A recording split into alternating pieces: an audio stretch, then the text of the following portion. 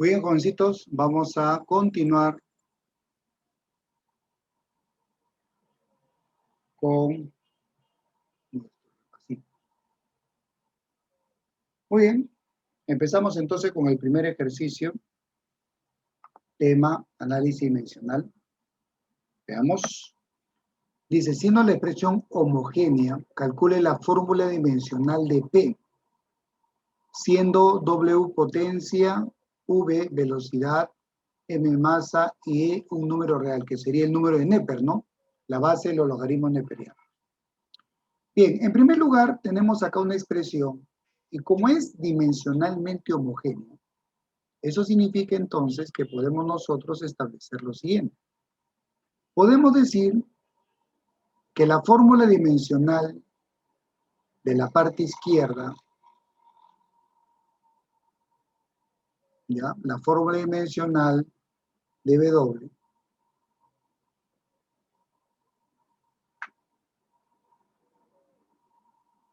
debe ser igual a la fórmula dimensional de lo que se encuentra a la derecha.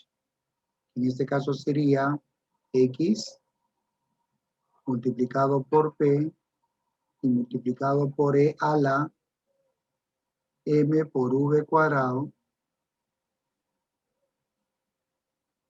entre X, que en este caso sería un exponente, ¿de acuerdo? Un exponente.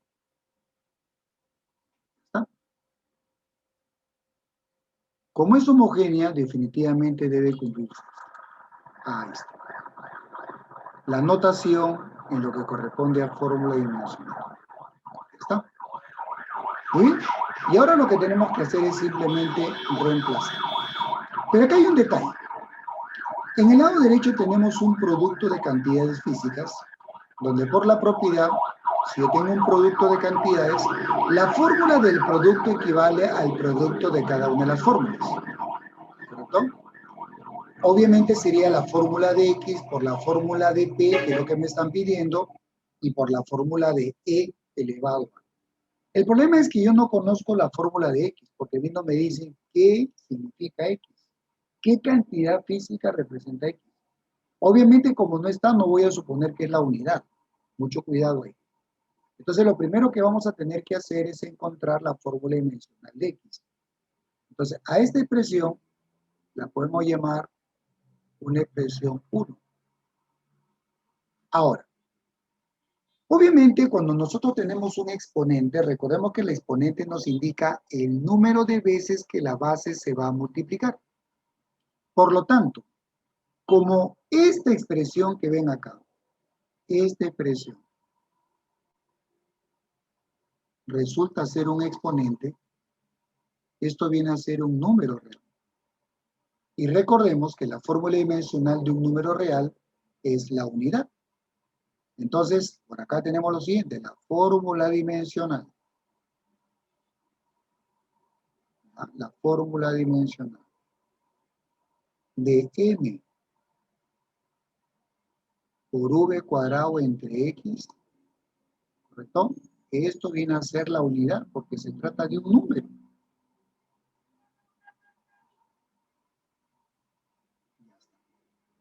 Listo. Y teniendo en cuenta este detalle, como verán, ahí podemos calcular X, ¿correcto? Entonces, continuamos. Entonces tenemos lo siguiente.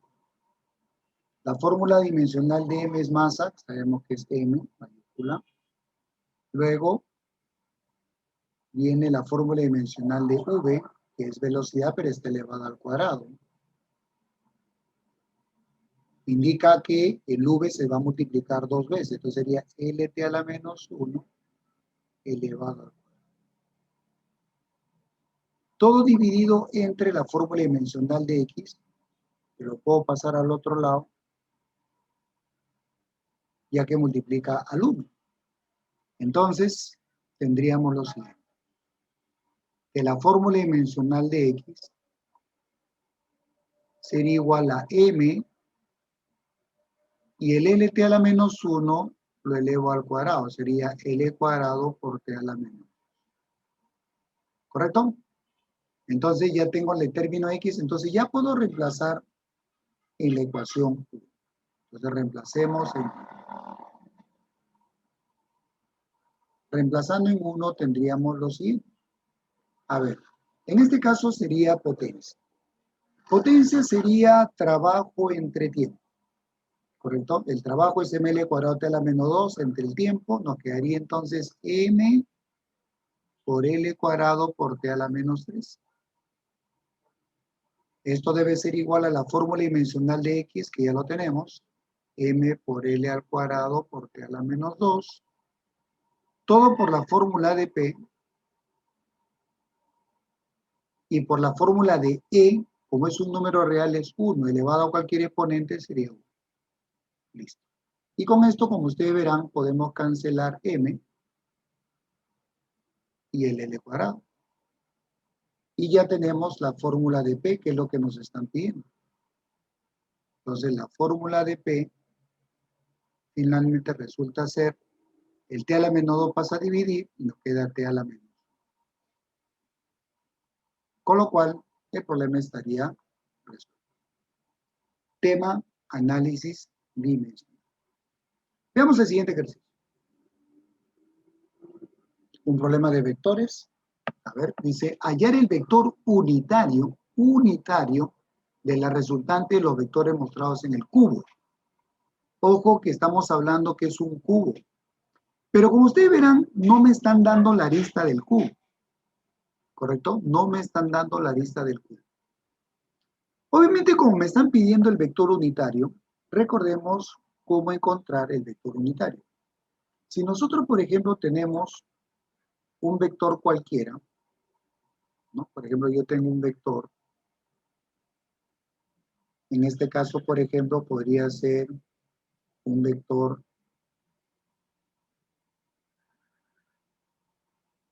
ahí tengo un vector, digamos un vector P. Todo vector recuerda que tiene una dirección, la cual se puede encontrar por su vector unitario. Un vector unitario es un elemento de un vector. Su módulo recuerda que es la unidad. Ahí está. Este vendría a ser el vector unitario que nos indica la dirección de un vector. Entonces recordemos que el vector unitario se calcula como el vector entre el módulo del vector. Ahí está. Vector entre su módulo. ¿Correcto? ¿Bien? Entonces yo necesito el vector y luego su módulo para encontrar su unitario. En este caso, como me piden de la resultante, entonces nosotros lo que tenemos que hacer es encontrar cada vectorcito y sumarlo. ¿Correcto? Y dependiendo de eso, hallamos la resultante. Bueno, tenemos dos formas de hacerlo. Una podría ser descomponiendo cada vector, ¿no? Utilizando el método de composición. Y la otra podría ser ubicar las coordenadas y poder restar sus coordenadas para encontrar los vectores. ¿Correcto? Muy bien, a ver, vamos a hacerlo por coordenada para hacerlo un poco más rápido. A ver, en primer lugar entonces vamos a tener lo siguiente. Como no me están dando el lado del cubo, vamos a suponer que el lado del cubo sea 1 para hacerlo más fácil. Entonces, este puntito que está acá, tendríamos como coordenadas 0, 0, 1. ¿No? Vamos a colocar todos los extremos de los vectores, tanto extremo como origen, para poder determinar el vector rápidamente. Este punto tendría como coordenada, como es el eje X, 1, punto y coma 0, punto y coma 0. Este puntito tendría como coordenada 0, punto y coma 1, punto y coma 0, por encontrarse en el eje Y. Y este puntito que está acá, que justamente está en el vértice opuesto, ¿no? Justo que está afuera, tendría como coordenadas el 1, 1, 1. Y listo. Por lo tanto, cada uno de los vectores ya lo puedo definir.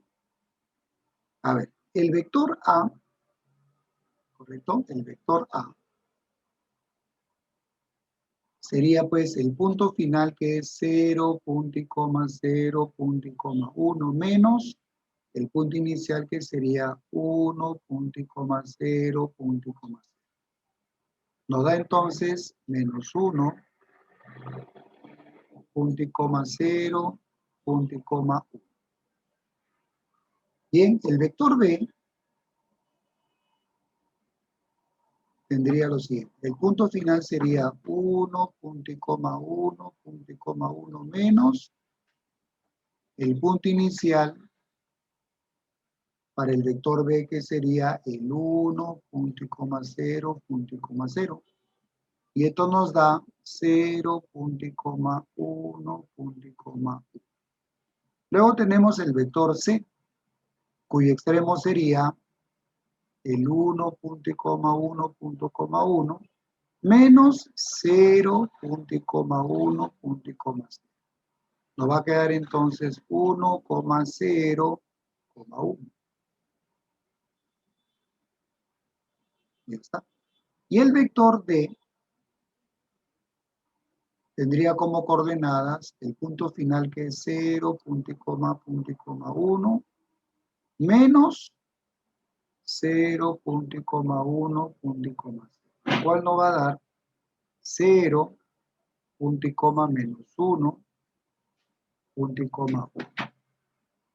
Bien, estos serían todos los vectores. Entonces ya podemos calcular la resultante, que sería sumar todos los vectores. Bien, en este caso, ¿cuánto nos va a salir? A ver, acá sería 0.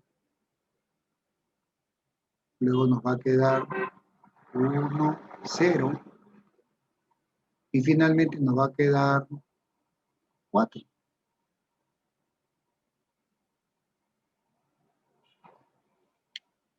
Bien, como verán entonces, esta resultante sería 4 por 0,0,01. ¿No? Donde justamente 4 vendría a ser su módulo. Entonces, el vector unitario de la resultante sería el vector que es 4,0,0,1 entre el módulo que es 4. ¿Y que nos sale? 0, punto y coma 0, punto y coma 1. Y esto, lo que corresponde al vector es unitario, acuérdense que es IJK, la respuesta podría ser tal cual, 0,01 o simplemente. Con lo cual, el problema estaría resuelto. ¿Correcto? Vectores. Módulo, vector, entre su módulo. Y listo. Una forma de resolver. Si tenemos la opción de tener las coordenadas, podemos utilizar este método para resolver rápidamente el problema. Veamos el siguiente ejercicio.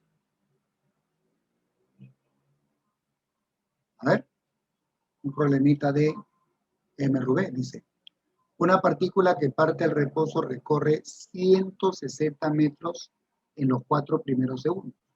Si el movimiento es con aceleración constante, ¿qué distancia recorrió en el tercer segundo? Bueno, nosotros tenemos acá una partícula, podemos hacer un pequeño esquema. Siempre es bueno hacer un pequeño dibujito para más o menos indicar cuál es la información que en este caso nos está dando el ejercicio. Muy bien, dibujo acá la partícula, acá se encuentra la partícula, ¿correcto? La cual dice que parte del reposo. Eso significa que la velocidad inicial es 0. Y luego va a recorrer 160 metros, ¿correcto? En un intervalo de tiempo de 4 segundos. Por acá.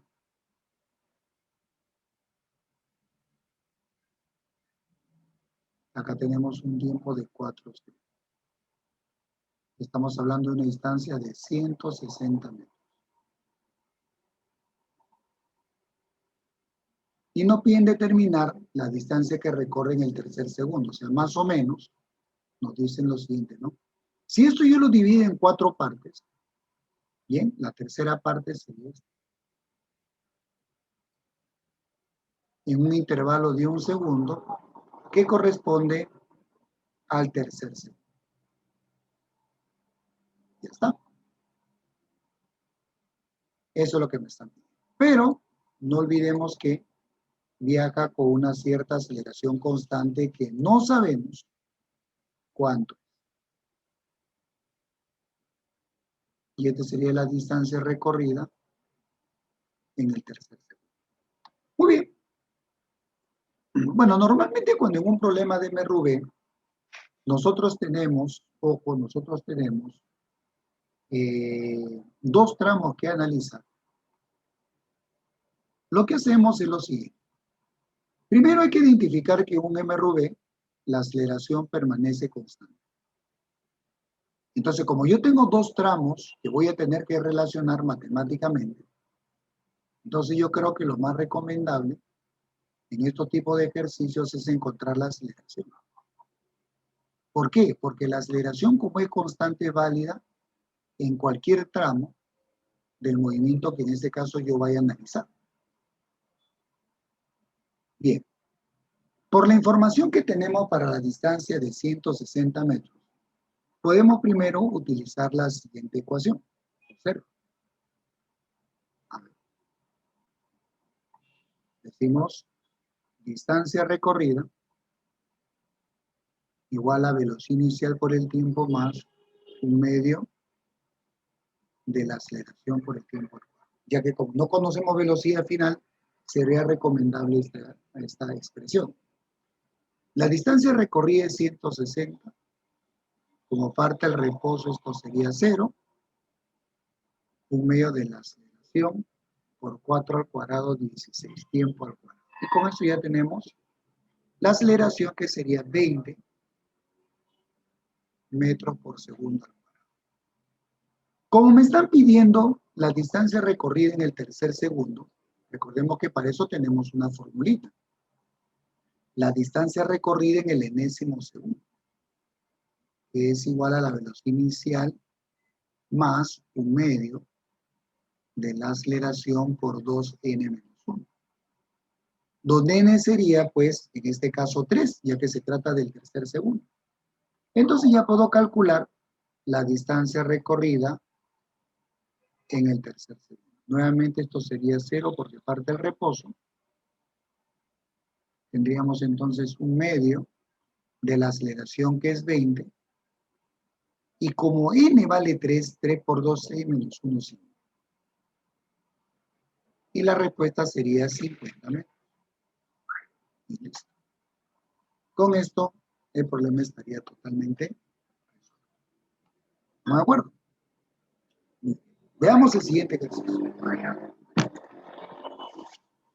Un problema de gráficas. Vamos a ver. Una partícula se desplaza en una línea recta sobre el eje X. Según el gráfico, posición versus tiempo, determinar la rapidez al cabo de 3 segundos. Determinar la rapidez al cabo de 3 segundos. En primer lugar, tenemos que entender que esta curvita que está acá, esta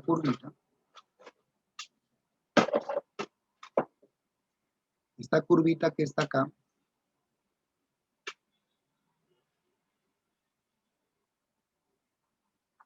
resulta ser una parábola.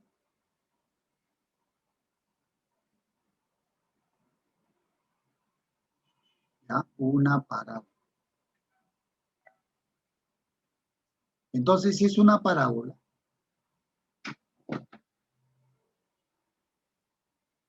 en una gráfica posición-tiempo, una parábola implica un MRV. ¿Ya? Entonces, lógicamente, estamos acá con un MR. ¿Está? Es lo primero que tenemos que identificar.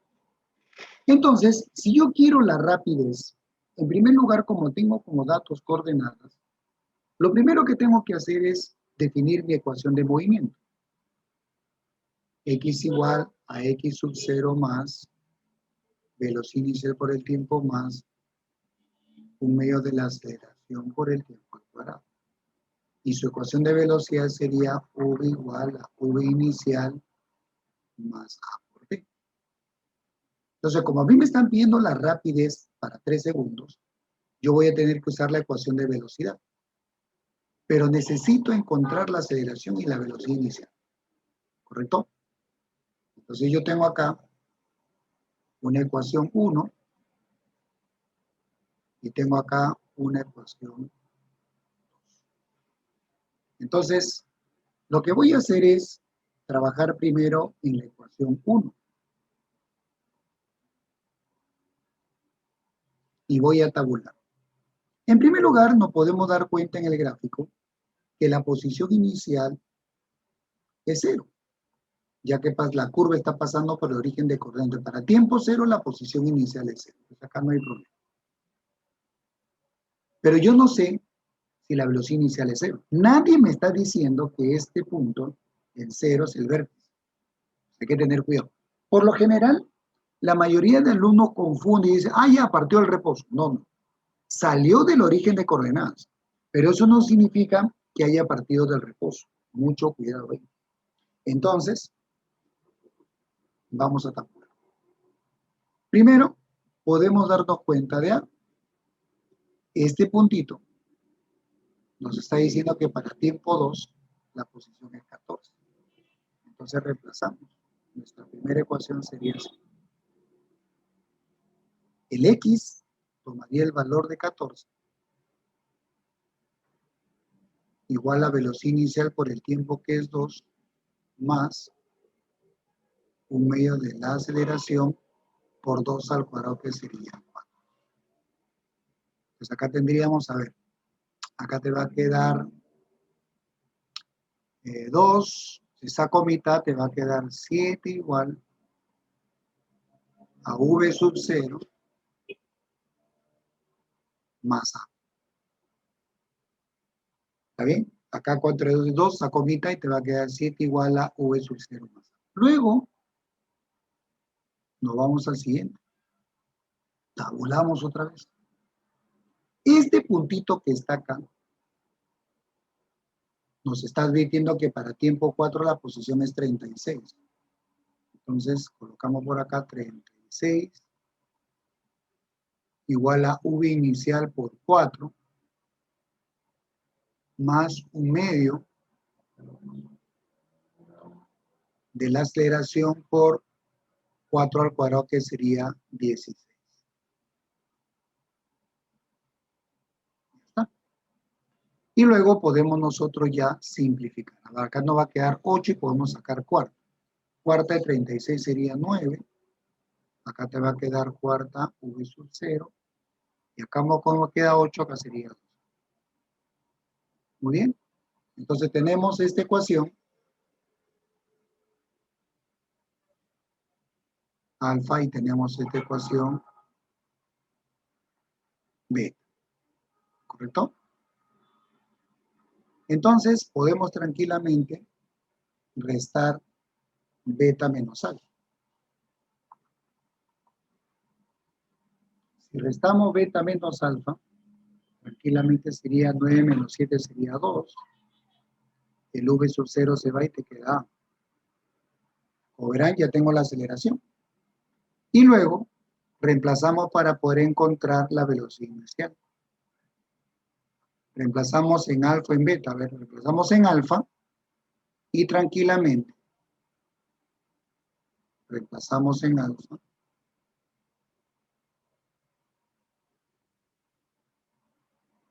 Y al reemplazar en alfa, V sub 0 valdría 5 metros por segundo, y acá sería metros por segundo. Entonces, ya podemos reemplazar en 2. Reemplazando en 2, tendríamos lo siguiente, y acá continuamos. Y tendríamos que la velocidad que nos están pidiendo sería igual a la velocidad inicial, que en este caso es 5, más la aceleración, que es 2, y como nos están diciendo para 3 segundos, por 3. Y con esto ya tengo V, 3 por 2, 6 y 5, 11. metros por segundo. Y con esto el problema está bien resuelto. Como verán, hemos demostrado que no parte el reposo. No necesariamente parte el reposo. Por lo tanto, no podemos suponer que ese punto, por donde está pasando por cero la parábola, sea necesariamente su vértice. Continuemos. Bien, a ver, acá tenemos una partícula se mueve con aceleración angular constante en una circunferencia de 5 metros de radio. Si en un instante la magnitud de la aceleración total es de 10 metros por segundo al cuadrado y forma 60 grados con la dirección radial, hay la rapidez en metros por segundo de la partícula. Bueno, vamos a entender lo siguiente. Vamos a suponer, a ver, acá tenemos entonces, vamos a poner la trayectoria circular por donde se está moviendo la partícula. Más o menos.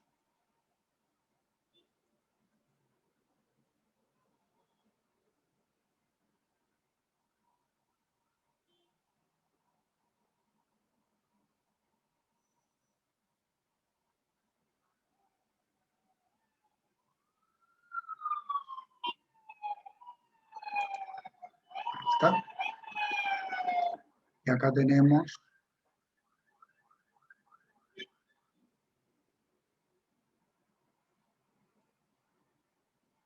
digamos que esta es la circunferencia sobre la cual la partícula está girando y este viene a ser, por ejemplo, el centro. Acá estaría más o menos el centro.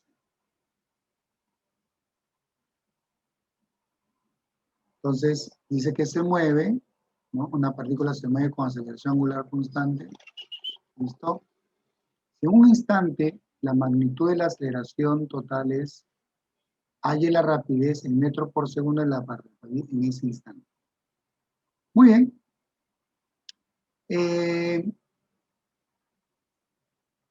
Para ese instante, vamos a hacer lo siguiente. A ver.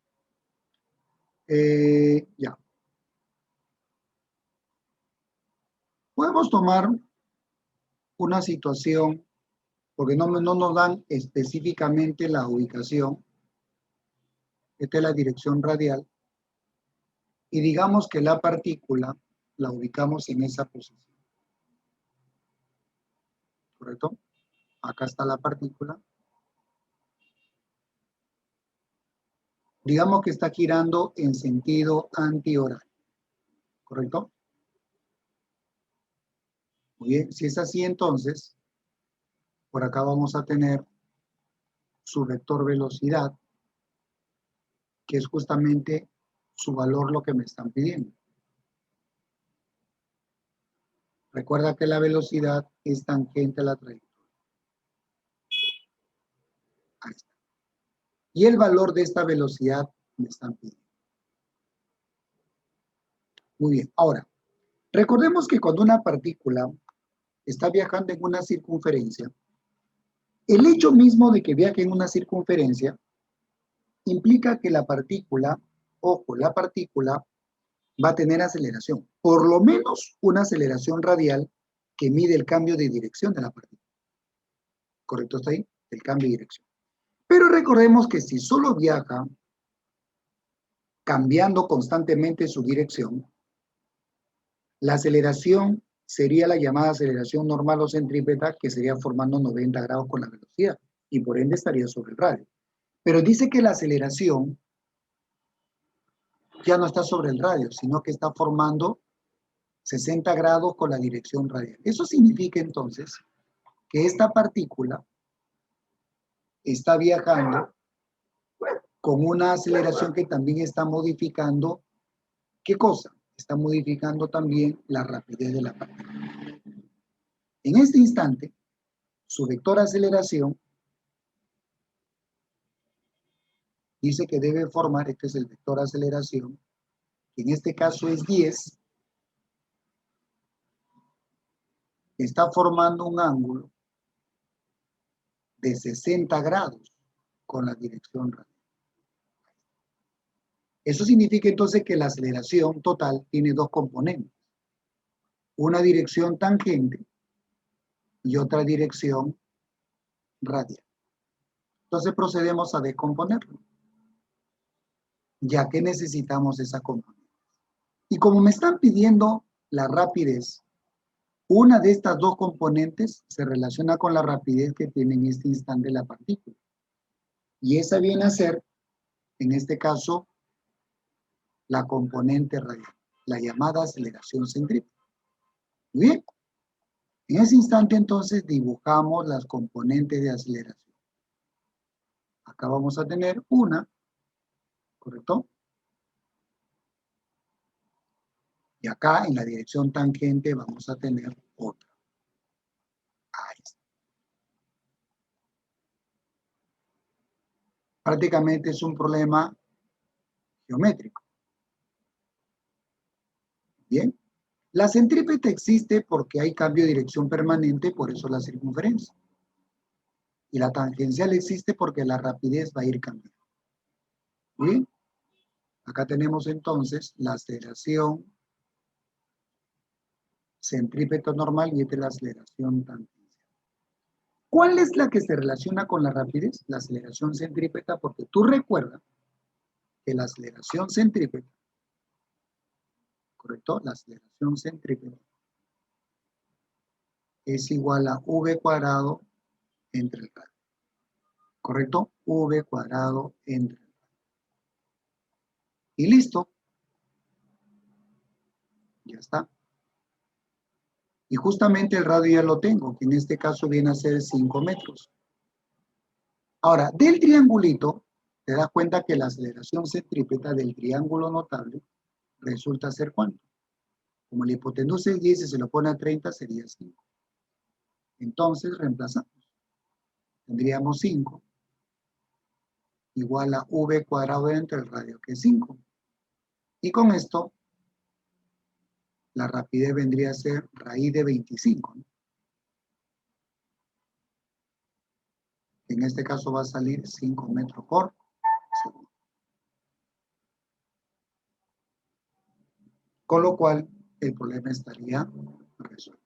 Ahí es la rapidez de la partícula en ese instante, dice.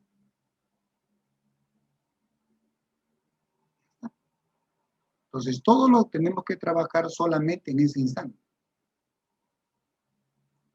Entonces, si lógicamente nosotros vemos que la partícula que gira en una circunferencia tiene una aceleración, entonces, si fuera un MSU, la aceleración de la partícula formaría 90 con la velocidad.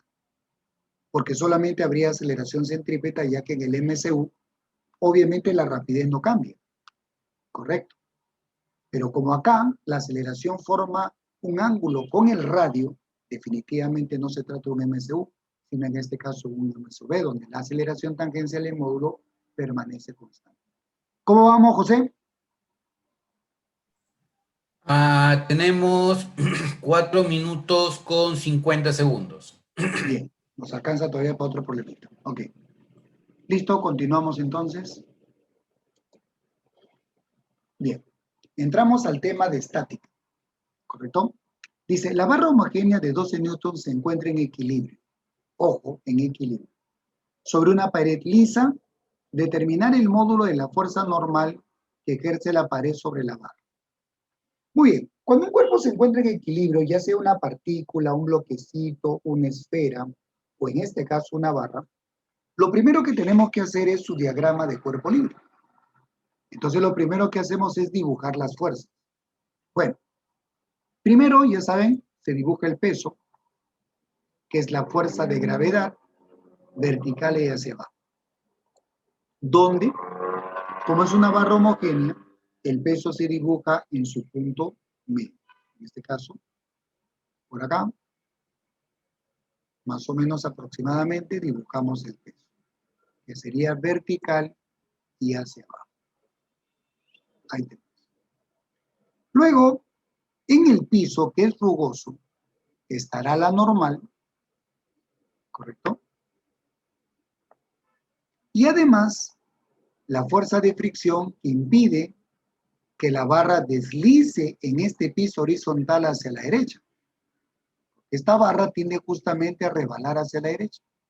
Y las fuerzas de rozamiento, recuerda que son fuerzas que se oponen a que el cuerpo deslice, a la tendencia a deslizar, o también cuando ya deslizan se oponen al deslizamiento. Ahí está. Vamos a dibujar las direcciones. Bueno, y en la pared estaría presente solo la normal, porque esta pared desliza. Las normales recuerdan que forman 90 grados con la superficie de agua. Muy bien. A esta normal vamos a llamarle N1. El peso sería, en este caso, 12 newtons. Y acá tendríamos N y la fuerza de fricción, por cierto, estática. ¿De acuerdo? Porque obviamente la barra no está deslizando. Y este ángulo sería pues 37 grados. Por datos del problema. Muy bien. Ojo que el tamaño de la barra no nos están dando. Bueno, para resolver el problema, fíjense bien que a mí me están pidiendo N1, porque es la reacción en la pared. Acá no se olviden que forma 90 grados. Muy bien. Como tenemos tres incógnitas, ¿correcto? Tenemos tres incógnitas. En este tipo de problemas es recomendable utilizar la segunda condición de equilibrio. Recuerden que un cuerpo en general, para que esté en equilibrio, las fuerzas que actúan sobre él deben satisfacer dos condiciones. La primera condición que dice que la sumatoria de fuerzas es cero, ¿correcto? Lo cual me permite asegurar que el cuerpo está en reposo o viajando con velocidad constante, por eso se llama equilibrio de traslación. Y la segunda condición que dice que la sumatoria de momentos debe ser cero, alrededor de cualquier punto llamado centro de giro. Esto me asegura que el cuerpo o gira con velocidad angular constante o simplemente no gira. En este caso, como el cuerpo está en reposo, no va a girar.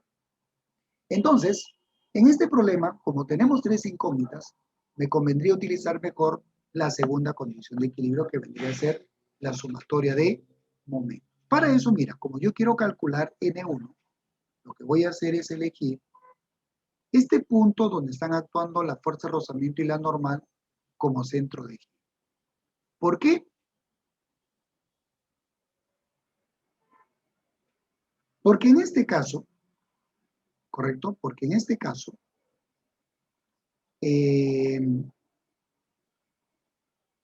toda fuerza que actúe en el centro de giro, su momento es cero.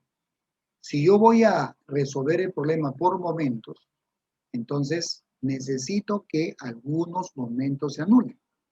Cuando yo utilizo esta condición, generalmente mi ecuación va a involucrar solamente una sola incógnita.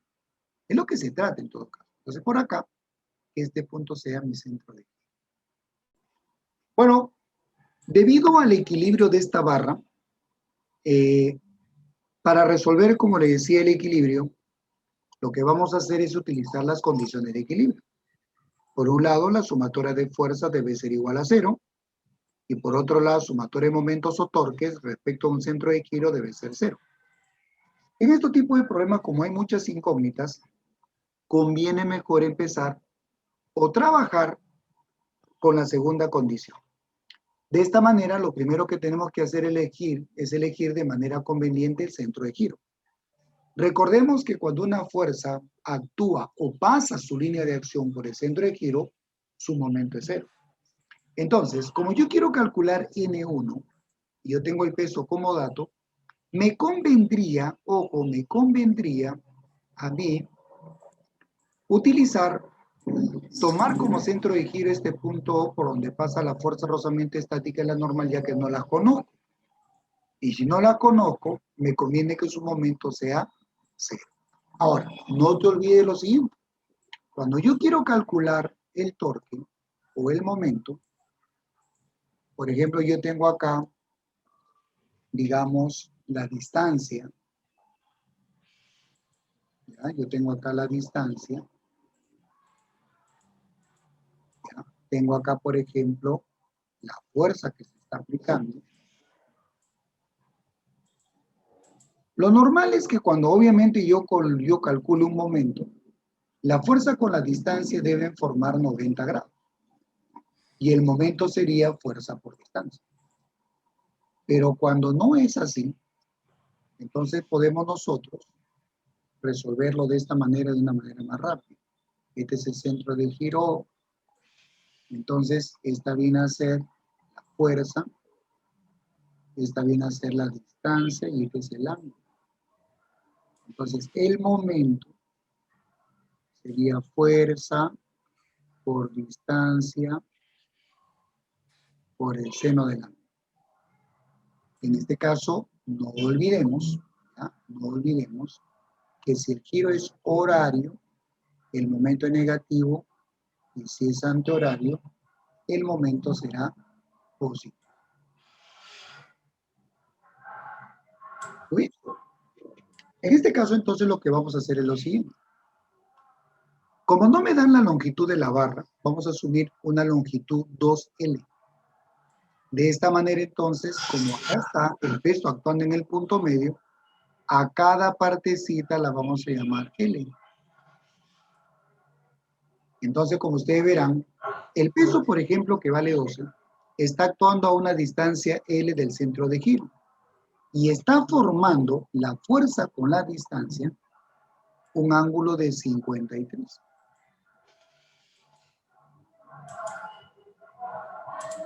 Por otro lado, la normal, correcto, por otro lado, la normal, si yo la prolongo un poquito, vamos a prolongarla un poquito, ¿está? Prolongamos un poquito,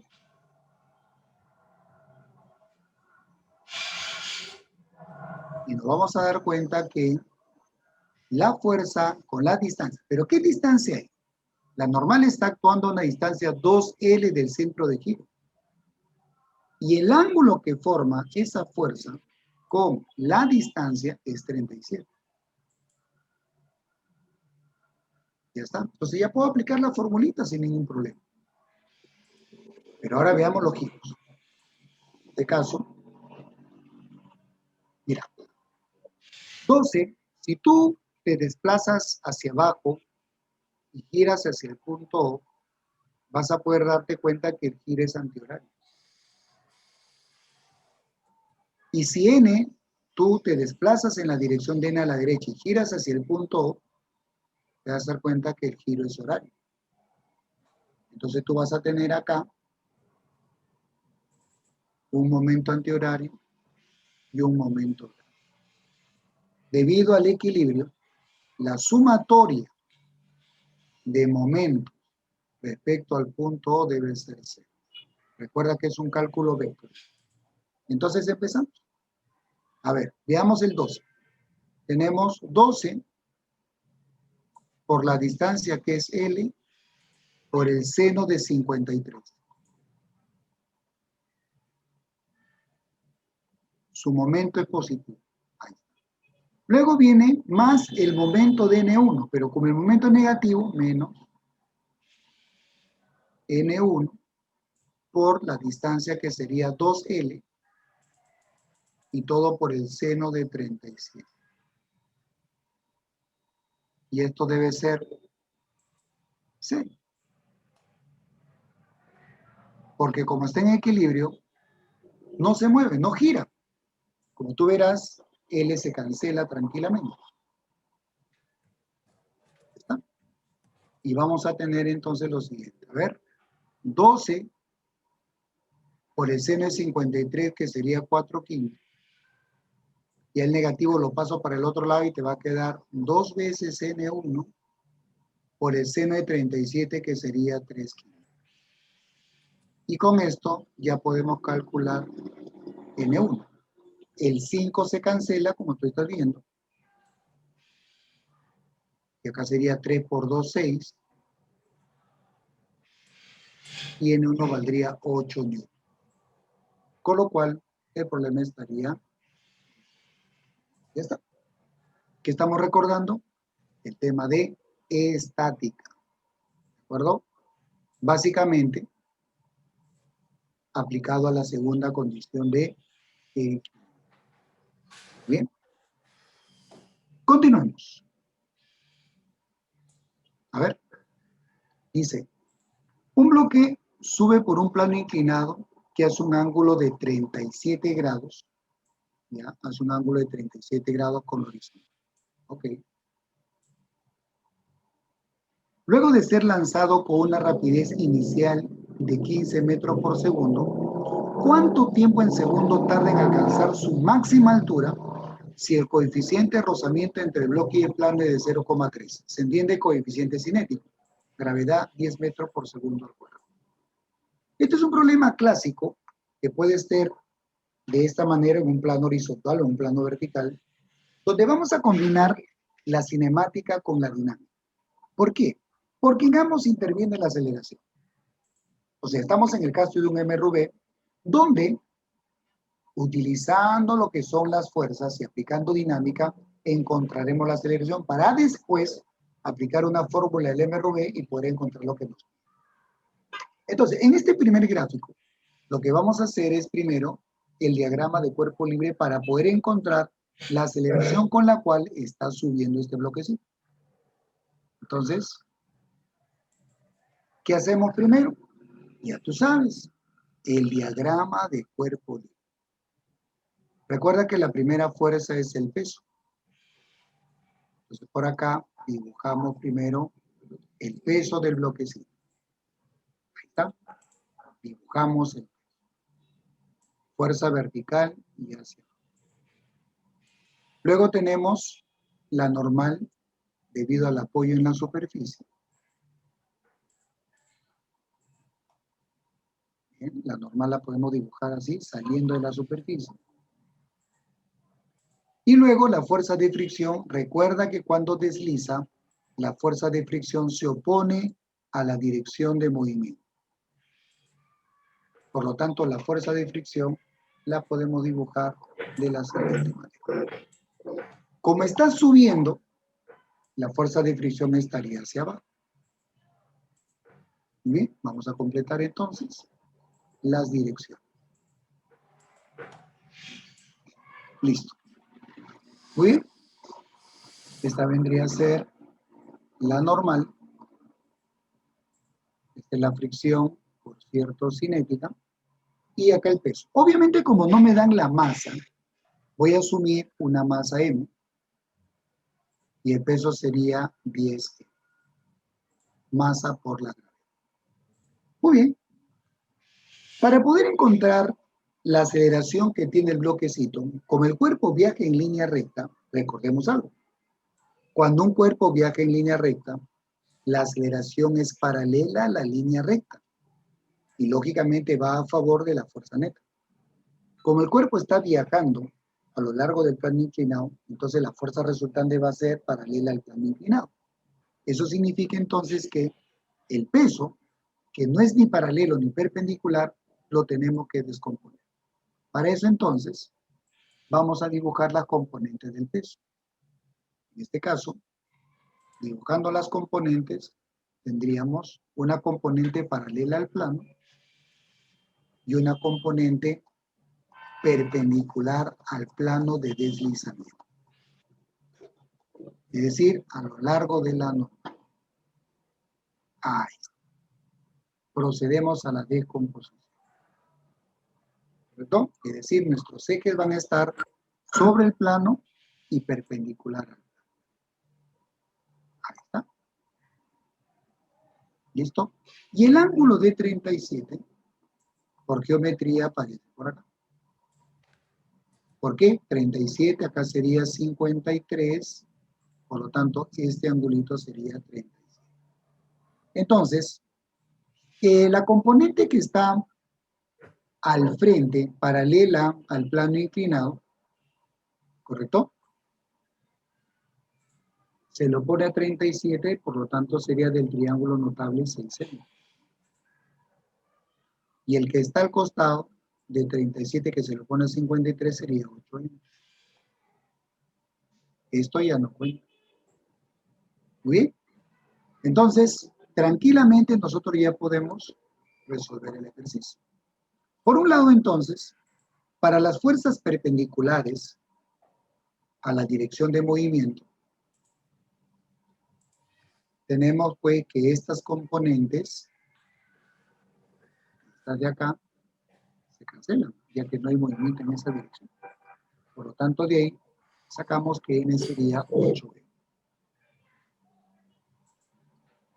Luego, a lo largo de la dirección de movimiento, calculamos la aceleración. Noten de que las dos componentes, la fuerza de rozamiento cinética y la componente del peso, están en la misma dirección. Si ustedes se dan cuenta, contraria a la dirección de movimiento. Eso explica por qué el cuerpo va a desacelerar conforme sube. Pues acá tenemos la aceleración, que es la que justamente vamos a encontrar utilizando dinámica, específicamente la segunda ley de Newton.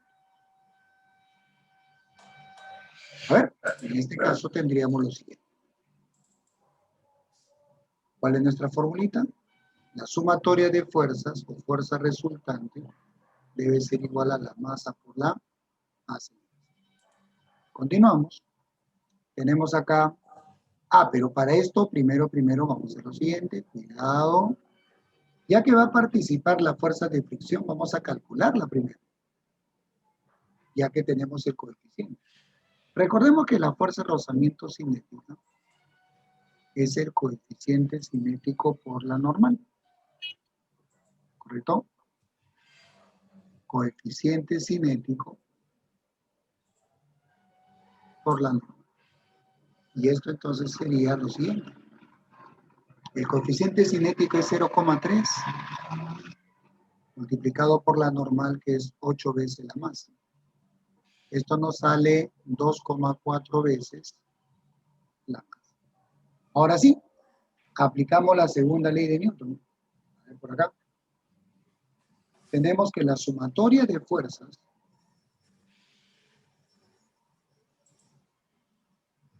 a lo largo de la trayectoria rectilínea debe ser igual a la masa por la aceleración. Bien, como ambas fuerzas, la componente del peso y la fuerza de fricción están en la misma dirección, sumamos, sería 6m,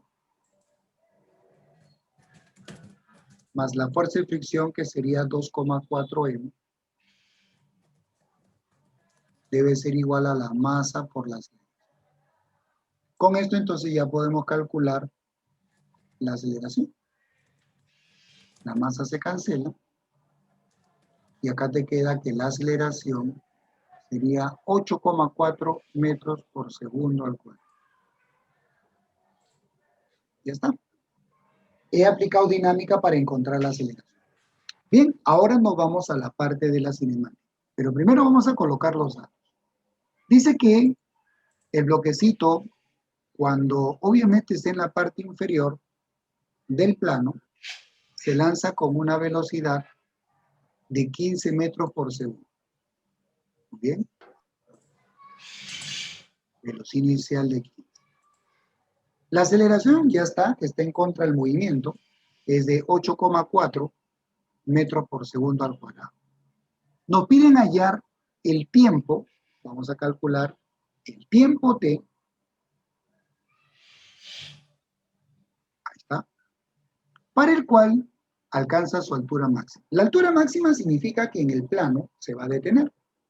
Eso significa que la velocidad final debe ser cero. Y listo.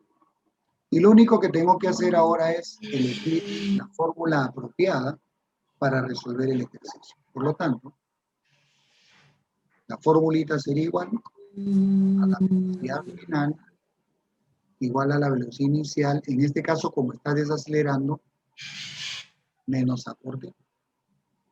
Reemplazando, tendríamos velocidad final 0, la inicial es 15, menos la aceleración, que es 8,4, multiplicado por el tiempo t. Y con esto, el tiempo t sale 15 entre 8,4, lo cual nos da un total de 1,79, ya aproximando segundos. Con lo cual, el problema estaría resuelto. Muy bien, ¿está claro hasta ahí, jóvenes? ¿Todo bien hasta ahí? ¿Todo claro?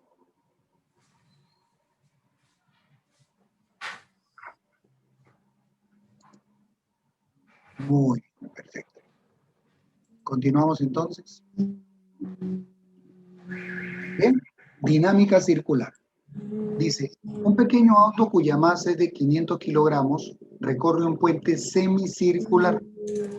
Calcúlese la rapidez del auto en metros por segundo en el instante mostrado. Si en ese punto la reacción normal del puente resulta ser el 30%, la reacción normal del puente sobre el auto es 30% menor, ya 30% menor que el peso, ¿no? 30% menor que su peso.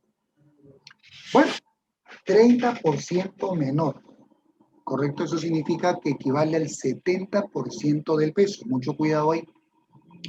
Bueno, nosotros sabemos perfectamente que dinámica es aplicable al movimiento rectilíneo, como también es aplicable al, en este caso, movimiento circular, ¿no? Sino que ahora simplemente vamos a cambiar. En lugar de decir simplemente sumatoria de fuerzas igual masa por aceleración, diremos sumatoria de fuerzas radiales es igual a la masa por aceleración centrípeta. Generalmente cuando es una circunferencia, utilizamos justamente las direcciones radiales porque la aceleración centrípeta, como hemos visto y en los problemas anteriores, ¿no? En dinámica y movimiento circular, se relaciona con la rapidez en ese instante. Muy bien, pero si voy a aplicar dinámica, necesito mi diagrama de cuerpo libre. Entonces empezamos. Dibujo primero el peso, vertical y hacia abajo. Vamos el pesito, que en este caso sería así. ¿Ya está?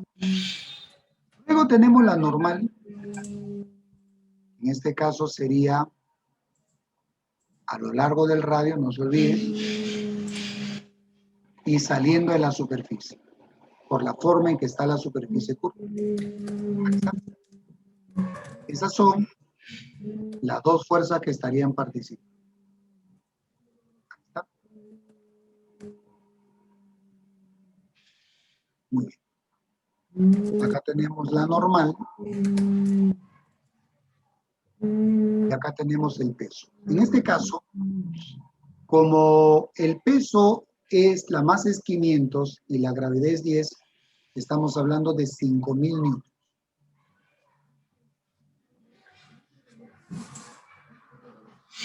5000 newtons de peso.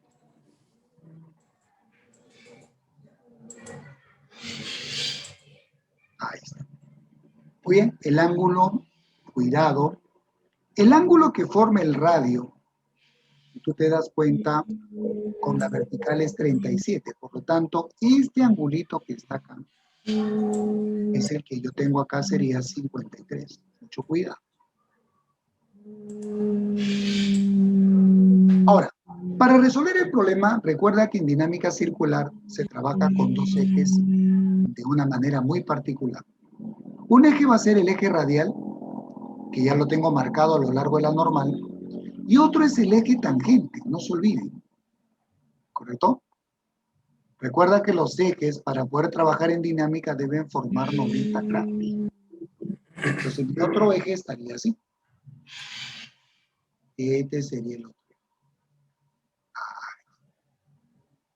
Bueno, si yo tengo estos dos ejes, creo que te das cuenta que la fuerza que tenemos que descomponer sería el peso. Procedemos a componer. Una componente que estaría a lo largo de la tangente.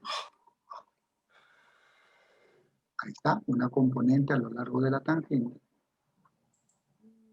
Y otra componente a lo largo de la normal, que está justo en la dirección radial y es la que nosotros tenemos que usar. Muy bien. Y aproximadamente estaría. Muy Ya está. Observen cómo los ejes ayudan a saber qué fuerzas son las que tenemos que descomponer. ¿No?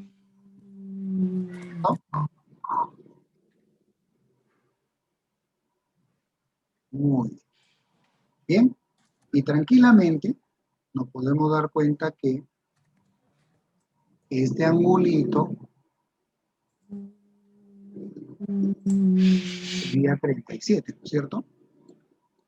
Poner el peso. Ahí está.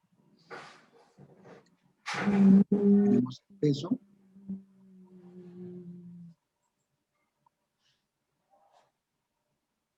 Ahí está, que le hemos descompuesto.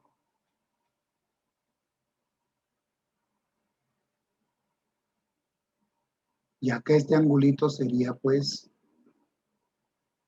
37, ¿no? Por la geometría.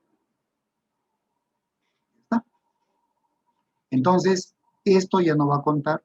Al frente de 37 va a estar la componente paralela a la tangente, que sería 3000. Y al frente 53 sería a lo largo de la normal, que sería 4000, del triángulo notable. Ahora, por otro lado, el problema me dice que la normal, ¿correcto? La normal, n, dice lo siguiente.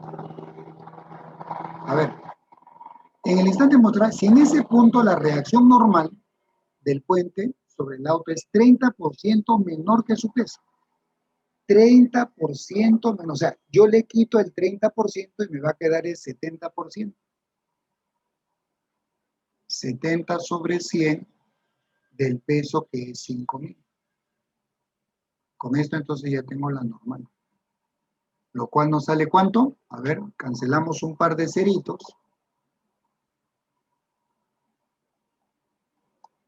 Y nos queda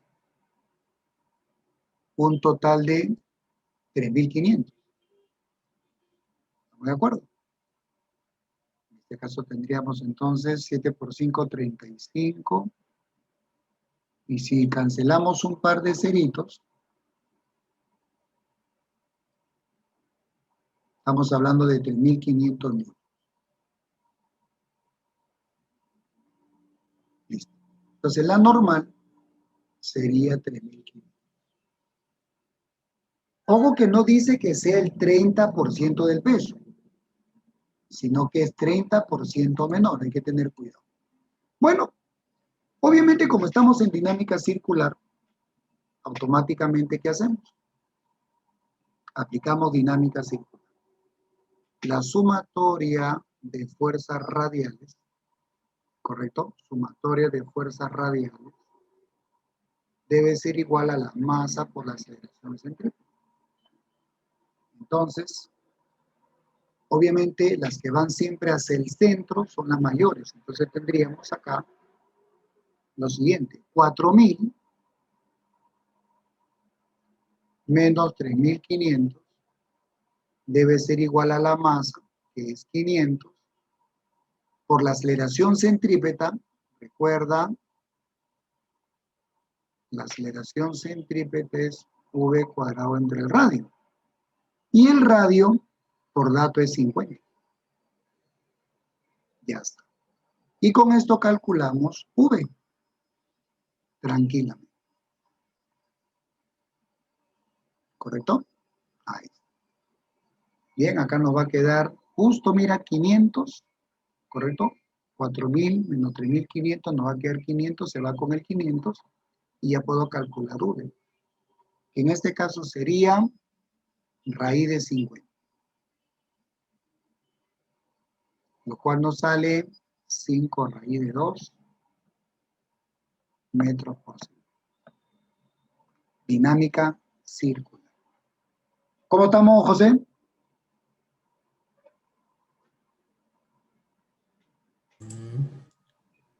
¿Nos queda tiempo todavía? Sí, déjame ver. Ti. Uy.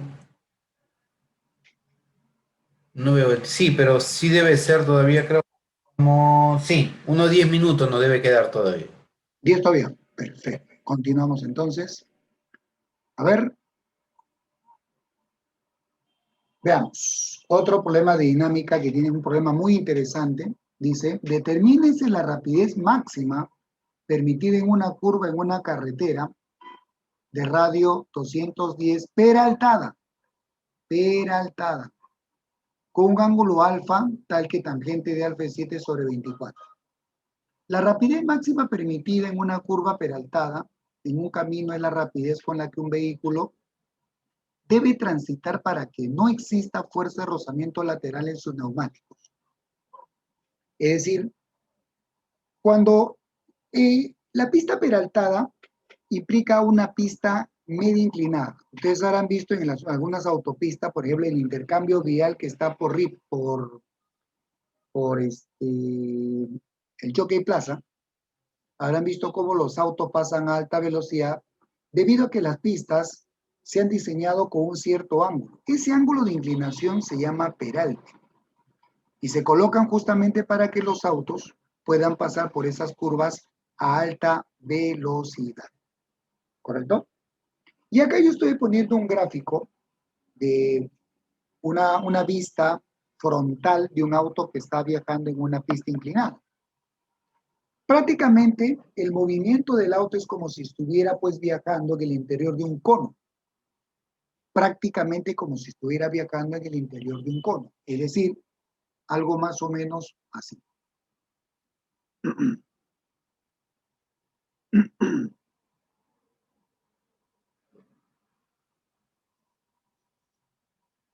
¿No? Y algo, el auto está moviéndose en algo así, ¿cierto?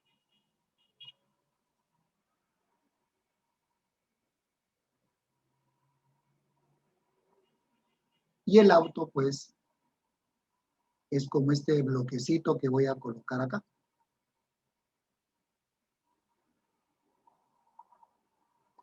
¿No? Está girando en esta circunferencia, más o menos, ¿no? Está girando.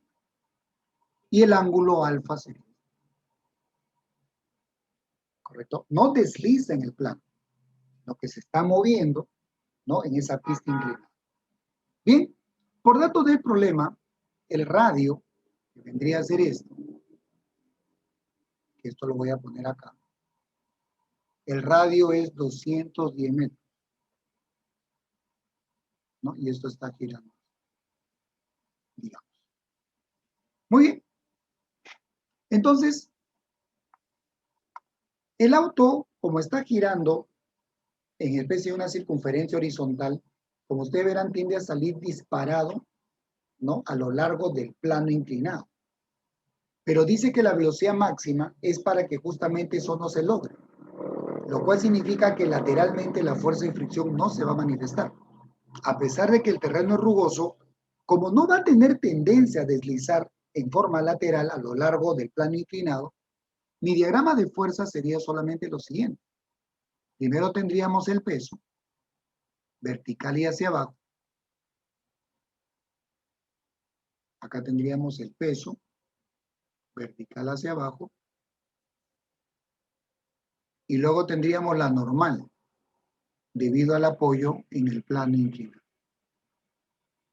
Ahí está. La fricción no se va a manifestar porque bien claro dice que para la velocidad máxima, la fuerza de rozamiento no va a aparecer. Ya está. Esas serían las dos fuerzas. Pero, ojo, la línea punteada horizontal que tú ves es la dirección radial porque ahí está el radio. Y bueno, recordemos que en un movimiento circular, si aplico dinámica, las fuerzas deben descomponerse de tal manera que siempre debemos tener una componente radial. Por lo tanto, una dirección para descomponer sería pues esta que voy a prolongar en la dirección radial.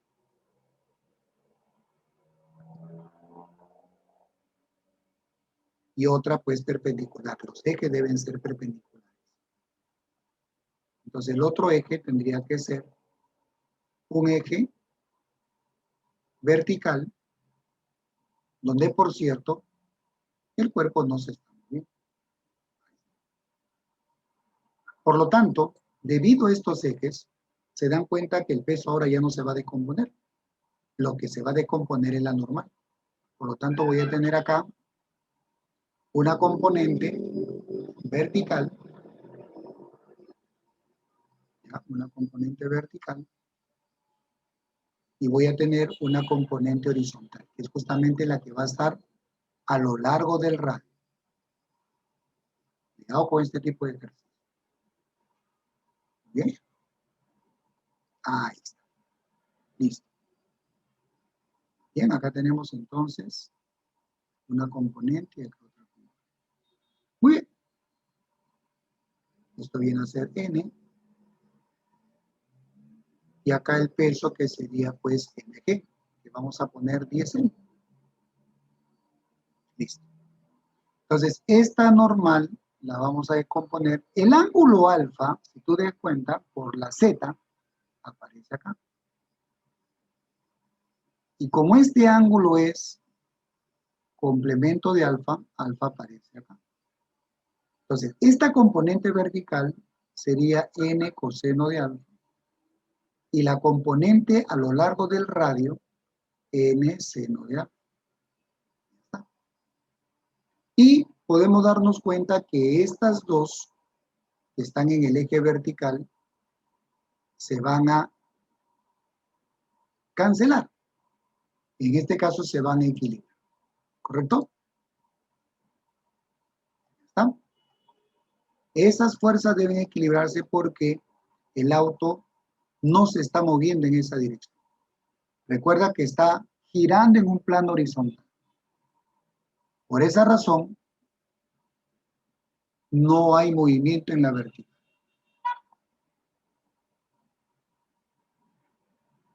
Muy bien. Entonces planteamos nuestras ecuaciones. Primero entonces, tenemos lo siguiente. N coseno de alfa debe ser igual a 10M. Y luego, en la dirección radial, aplicamos la segunda ley de Newton. Que tenemos que la sumatoria de fuerzas radiales debe ser igual a la masa por la aceleración centrípeta. Entonces, la sumatoria de fuerzas radiales sería solamente N por el seno de alfa. Y esto debe ser igual a la masa por... Muy bien, nos piden justamente determinar la rapidez. V cuadrado entre el radio, que sería 210. Ya está. Ahí tenemos nuestras ecuaciones y lo único que tenemos que hacer ahora es resolver. Muy bien. A ver. A esta ecuación la vamos a llamar ecuación 1 y a esta la vamos a llamar ecuación 2. Dividimos 2 entre 1. ¿Por qué dividimos? Porque necesitamos cancelar N y B. ¿Correcto? Necesitamos cancelar N y M. Porque yo lo que quiero es V. Entonces, al dividir, ¿qué vamos a tener? El N se cancela y se cancela también M. Y seno sobre coseno es tangente. Tangente de alfa sería entonces V cuadrado entre 210 y entre 10, que sería 2100. Listo. Pero la tangente de alfa es 7 sobre 24. Y esto debe ser igual a V cuadrado entre, a ver, acá podemos poner 7 por 3 y por 100. Y con esto ya podemos calcular V. En este caso, lo que vamos a hacer es lo siguiente.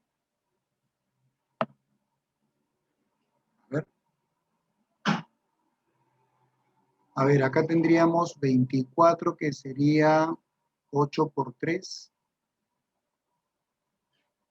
¿correcto? El 3 se puede cancelar tranquilamente. Y listo. Al sacar raíz cuadrada, el 7 pasa para acá y te va a quedar 7/70 entre raíz de 8, que sería 2 raíces. ¿Bien? Y con esto ya tenemos prácticamente el problema resuelto, que sería 35 por raíz de 2, 35 entre 2, 17,5 raíz de 2.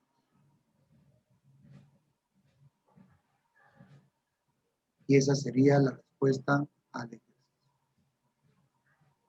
Dinámica círculo.